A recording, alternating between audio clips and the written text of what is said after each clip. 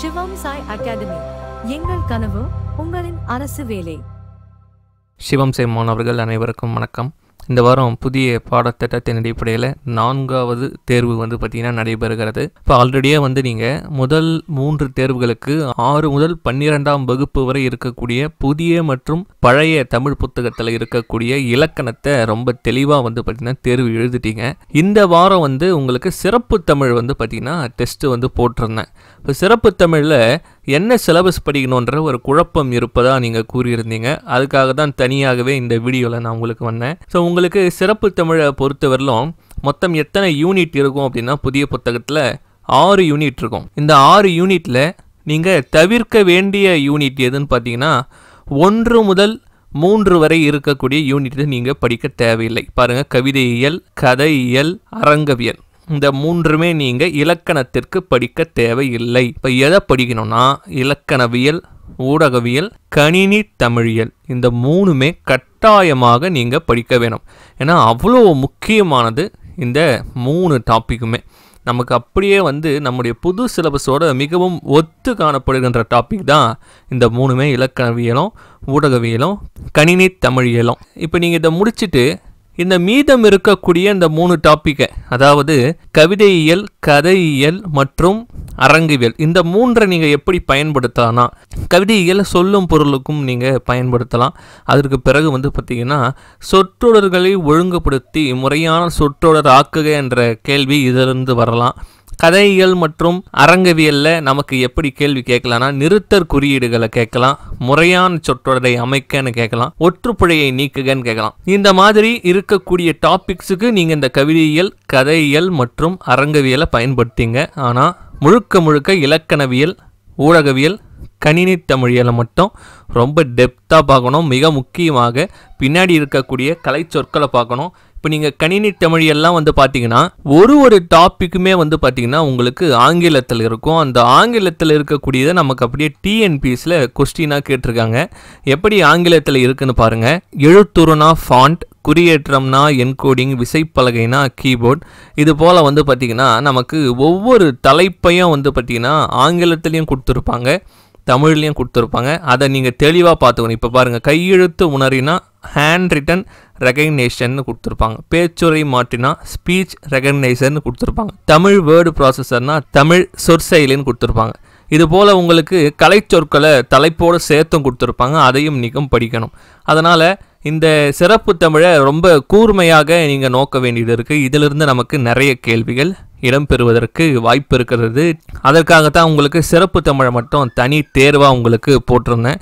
So 11ஆவதுக்கு இப்படி படிக்கணும், 12ஆவதுக்கும் அதே கான்செப்ட் தான். இந்த கவிதையியல், கதையியல், அரங்கவியல், இந்த 3ஐயுமே நீங்கள் சொல்லும் பொருளும், நிறுத்தற் குறியீடு, ஒற்றுப்பிழையை சரி செய்தல், சொற்களை ஒழுங்குபடுத்தி சொற்றொடராக்குக, இதற்கு மட்டும் நீங்கள் பயன்படுத்திக்கணும். இதற்கு உள்ள வேறு எதுவுமே கேள்விகள் நமக்கு இலக்கணத்தில் வராது. நம்ம மிக முக்கியமாக சிறப்பு தமிழில் படிக்க வேண்டியது இலக்கணவியல், ஊடகவியல், கணினி தமிழியல், இதுதான் ரொம்ப மிக முக்கியமாக படிக்கணும்.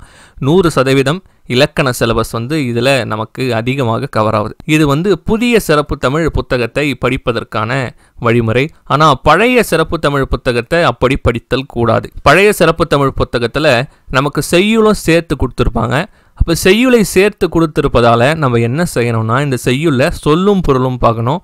அதற்கு பிறகு பார்த்தீங்கன்னா இலக்கண குறிப்பு, மிக முக்கியமாக பெயர்ச்சொல், வினைச்சொல், பெயரெச்சம், பெயரெச்சத்தில் இருக்கக்கூடிய வகைகள், வினையெச்சத்தில் இருக்கக்கூடிய வகைகள், வேர்ச்சொல், வேர்ச்சொல் மூலமாக வினைமுற்று, வினையாளனின் பெயர், வினையெச்சம், இது சம்பந்தமான விஷயங்கள் எல்லாமே நம்ம செய்யுளில் கவர் பண்ணியே ஆகணும். இப்போ செய்யுளும் பார்த்தீங்கன்னா பழைய சிறப்பு தமிழ் புத்தகத்தில் படிச்சுக்கணும். அதற்கு பிறகு இலக்கணம்னு இருக்குது பாருங்கள், இந்த இலக்கணத்தையும் நீங்கள் பார்த்துக்கணும். அதற்கு பிறகு துணைப்பாடத்தை நீங்கள் படிக்க தேவையில்லை.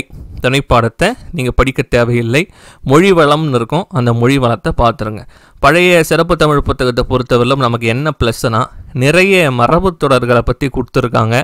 அதற்கு பிறகு 12ஆம் வகுப்பு சிறப்பு தமிழெல்லாம் நீங்கள் பார்த்தீங்கன்னா நிறுத்தற் குறியீடுகளை எப்படி பயன்படுத்தணுன்ற மிகவும் விளக்கமாக நமக்கு பாடப்பகுதியாக கொடுத்துருக்காங்க. அதனால் பழைய தமிழ் புத்தகத்தில் துணைப்பாடத்தை தவிர மீதி அனைத்தையுமே படித்தல் சிறந்தது. அதே போல் தான் 12ஆம் வகுப்பு பழைய சிறப்பு தமிழ் புத்தகமும். ஸோ செய்யுளில் இருக்கக்கூடிய சொல்லும் பொருளும் படிங்க, இலக்கண குறிப்புகளை படிங்க. அதற்கு பிறகு இலக்கணத்தையே தெளிவாக படிச்சுங்க. உரைநடையை அப்படியே விட்டுறாதீங்க. உரைநடைக்கு பின்னாடி நமக்கு என்ன கொடுத்துருப்பாங்கன்னா முற்றுப்புழை கொஞ்சம் கொடுத்துருப்பாங்க, அதற்கு பிறகு நிறுத்தற் குறியீடுகள்லாம் கொடுத்துருப்பாங்க. அதனால் அதற்கெல்லாம் நீங்கள் பயன்படுத்திக்கலாம். துணை பாடத்தை படிக்க தேவை இல்லை. மொழி வளம்னு ஒன்று இருக்கும் பாருங்கள், ரொம்ப ரொம்ப முக்கியமானது பாருங்கள். மொழி வளம்னு இருக்கும், மொழி வளத்தொடர்கள் ரொம்ப முக்கியம், வல்லொற்று வளம் ரொம்ப முக்கியம்.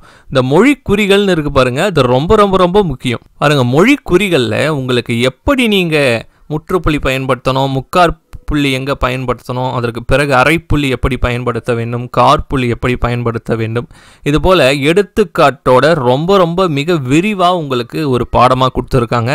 அதனால் பழைய சிறப்பு தமிழ் புத்தகம் 11ஆம் வகுப்பு 12ஆம் வகுப்பும் ரொம்ப ரொம்ப முக்கியம், தவற விட்டுறாதீங்க.